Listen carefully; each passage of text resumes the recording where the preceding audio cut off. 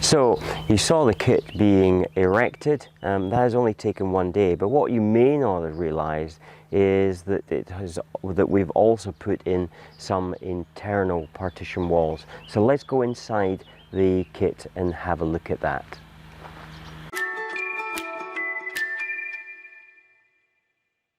So for context, we're still in the build it phase and we are in the frame stage of the roadmap.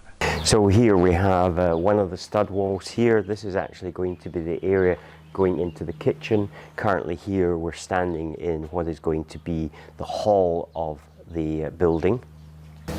Then we're still in the hall but looking in the opposite direction, and this is going to go into the lounge. This is a fairly big lounge. You get a sense of proportion once the kit goes up. However, it's not really until you start to put furniture in that you really get a sense of how large a particular room is. So let me just take you around some of the outside of the house. So this is going to be the main entrance to the house, and this is actually going to be a glazed area that goes right up to the apex of the roof. But right beside it here we have the utility room, but it has its own separate entrance, which, particularly since this house is sort of like semi in the country, I think this is a really neat feature, because it means that people can come in for maybe a walk out in the country, muddy boots, and they can take that into the utility room without having to track that into the main house. Of course, there is a door out of the utility room into the house, so I'm kind of pleased with that feature here. And then as we go over here, we come to what is going to be patio doors out from the kitchen dining area here. And then as we go around the side of the house, we have it extending right to the back here.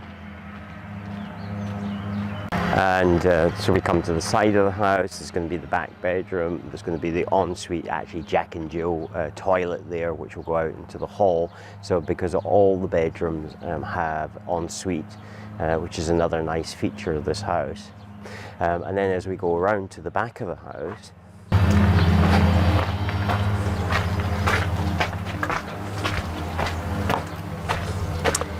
and we come here to this courtyard. And here we have another window out of this bedroom at the back here, a back door which comes from the hallway into the courtyard, and then this is a further window in the living room. And proportionately there's larger space at the front of the house. However, this is still a fairly significant piece of ground here, and a lot of people would be quite pleased to have this just as their only garden. So it seems, because the house is that bit bigger, it seems like it's smaller, but actually in actual fact it really isn't that much smaller. So that's now the ground floor complete. The next thing that we're going to do is to put some internal supports there, just to brace the timber frame structure until we get the joists and trusses in place, which really makes the whole structure that much more secure. So it's at a semi-delicate position at the moment. It would still withstand a fair amount of wind, but in order to protect it, we're going to put those braces in place. There are still some further panels which are over there that still need to be added to the structure, which will be on the first floor level going up to the roof. This is a 1.5 story, just to remind you, it's a 1.5 story house, so it doesn't have a second floor, but it does actually have second floor space, if that kind of makes sense. So in the next video we will start to look at the further progression of the house. If you haven't already subscribed to the channel, please subscribe now. Remember to hit that notification bell, and remember to tell your friends and family, like and share this video.